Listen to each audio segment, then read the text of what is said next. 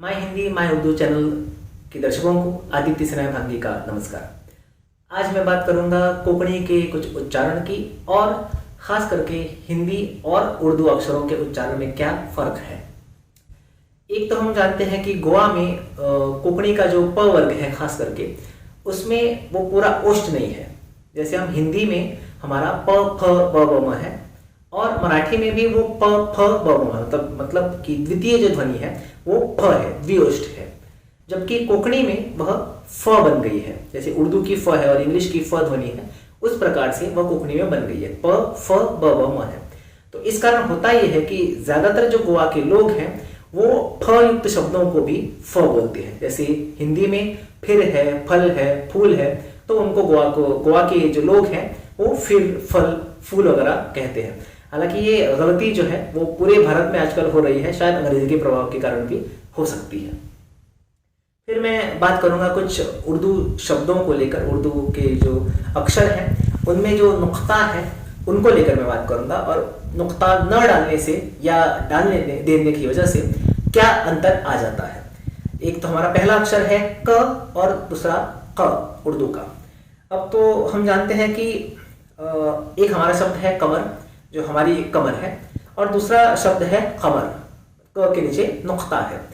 अब एक गीत आया था मेरे रश्क के कमर, तो वहां पर कमर का शब्द का अर्थ है चांद और रश्क मतलब जलन। रश्क एक कमर का अर्थ है नायिका इतनी खूबसूरत है कि चांद को भी उसे देखकर ईर्ष्या होती है या जलन होती है। अब ऐसे कुछ शब्द और भी मैं लेता हूं जिसमें एक तो हालांकि अंतर नहीं होगा, मतलब शब्दों के अर्थ का अनर्थ नहीं होगा, पर फिर भी उच्चारण जो है वो बिगड़ जाएगा। जैसे एक शब्द है, गीतों के मैं उदाहरण लेता हूँ, रात बाकी बात बाकी, इसमें शुद्ध उच्चारण आप सुन सकते हैं मूल गाने में भी। फिर अभी मुझ में कहीं बाकी थोड़ी सी है जिंदगी, फिर तू ही हकीकत ख्वाब तो दरिया तू ही प्यास तू, फिर तूने मुझको दिल दिया है मैं हूँ तेरे सबसे करीब, फिर अजीब इत्तेफाक है क्या मुलाकात है, फिर हर कदम वतन मेरे नाज है तेरा। तो ये हुई क की बात और क की बात। फिर आता हूं मैं ख और ख में अंतर में।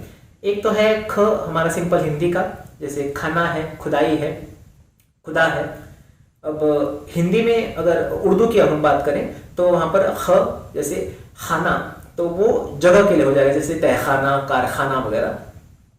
जबकि खुदा का अर्थ होता है खोदना और खुदा मतलब भगवान या ईश्वर। तो एक नुक्ता डाल देने की वजह से या न डाल देने की वजह से अर्थ का यहाँ पर अनर्थ हो जाता है। फिर कुछ ऐसे शब्द हैं जहाँ पर अर्थ का अनर्थ नहीं होता पर फिर भी उच्चारण बिगड़ जाता है। जैसे कभी खुशी कभी गम, तो यहाँ पर खुशी है, खुशी नहीं है। फिर मैं ही मैं अब तुम्हारे ख्यालों में हूँ, यहाँ पर ख्याल है, ख्याल नहीं है। और भी है जैसे खजाना है, खत है, खफा है, खराब है, खामोश है, खैर है, इत्यादि हम शब्द देख सकते हैं। फिर मैं आता हूं ग और ग के अंतर पर। अब एक शब्द है सागर, जैसे ओशन है, और दूसरा एक शब्द है सागर जिसका अर्थ है शराब का गिलास, विस्की का गिलास। अब एक गीत था, टूटे अगर सागर नया सागर कोई ले ले।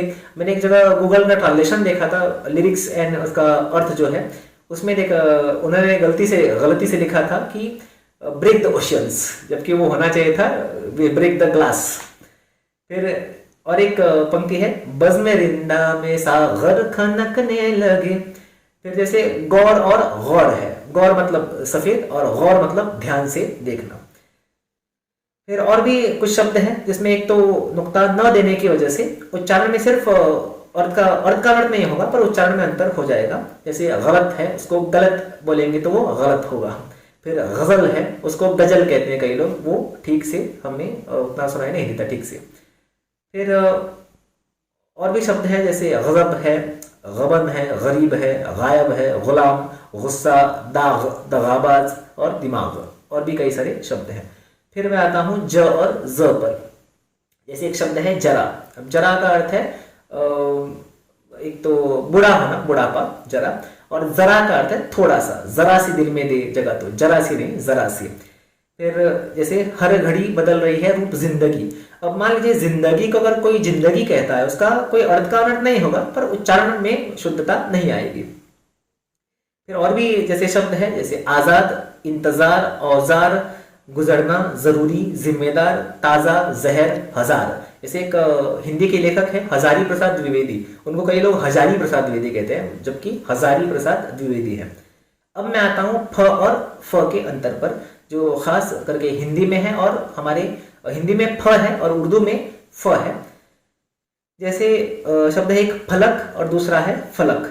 अब एक गीत आया था, फलक तक चल साथ मेरे, वहां पर उसका अर्थ था आसमान तक चल साथ मेरे। फलक तक नहीं, लकड़ी के टुकड़े के साथ नहीं चलना है, फलक तक चलना है हमें। फिर मूल शब्द है फ, हिंदी का फ, उससे कुछ शब्द बने हैं, वो देखिए आप। जैसे फल है, फंसना है, फांसी का फंदा है, फाड़ना है, फिर है, फिसलना है, फीका है, फुलाना है, फूल है, फेंकना है, फेरना है, और गुफा। इसमें इन शब्दों में कहीं भी नुक्ता नहीं है और उनमें उच्चारण फ है। फिर कुछ मैं गीतों का यहाँ पर उदाहरण देता हूँ। मुझे कुछ विद्यार्थियों ने कहा कि सर ऐसा है कि ये पुराने गीत हैं और आजकल उनका उच्चारण बदल गया है और ये वापस रिकॉर्ड किए गए हैं। मैंने कहा नहीं, आप सुन सकते हैं ध्यान से पुराने गीतों को। जैसे फूलों का तारों का सबका कहना है, फ है, फूल है। बहारों फूल बरसाओ, उसमें भी फ साउंड है। और फिर चल दिए तुम कहाँ हम कहाँ, वहां भी फ साउंड।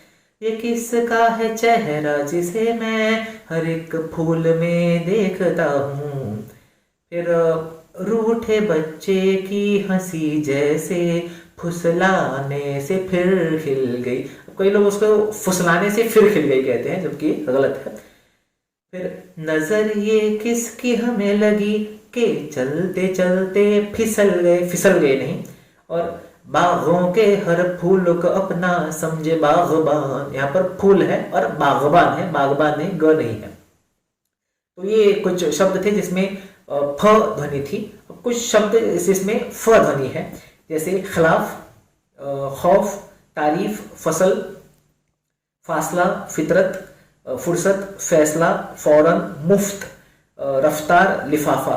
अब एक बात मैं यहाँ पर कहना चाहूंगा, मुफ्त और रफ्तार जो शब्द है, जिसमें आधा फ है, नुक्ता है उसमें, और आधा फ मतलब स्वर रहित फ, और उसमें त लगा हुआ है दोनों में। जबकि मूल हिंदी में स्वर रहित फ मतलब आधे फ का प्रयोग कहीं भी नहीं होता। मतलब अगर आप मुफ्त को और रफ्तार को अगर आप नुक्ता हटा देते हैं और मुफ्त या रफ्तार कर देते हैं, ऐसा कोई शब्द नहीं होता।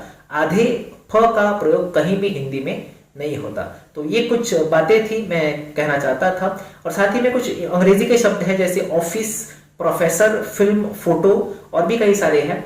इन शब्दों से अगर हम नुक्ता हटा देते हैं तो वो ऑफिस, प्रोफेसर, फिल्म, फोटो वगैरह हो जाएगा, जैसा जबकि ये उच्चारण गलत है। तो ये कुछ शब्द थे उर्दू के और हिंदी के भी, और अंग्रेजी के भी मैंने कुछ उदाहरण लिए हैं। और मैंने ये भी अंतर समझाने की कोशिश की है कि किस प्रकार से कोंकणी के प्रभाव के कारण गोवा के लोग आजकल फ ध्वनि को भी फ कहने लगे हैं। बहुत बहुत धन्यवाद।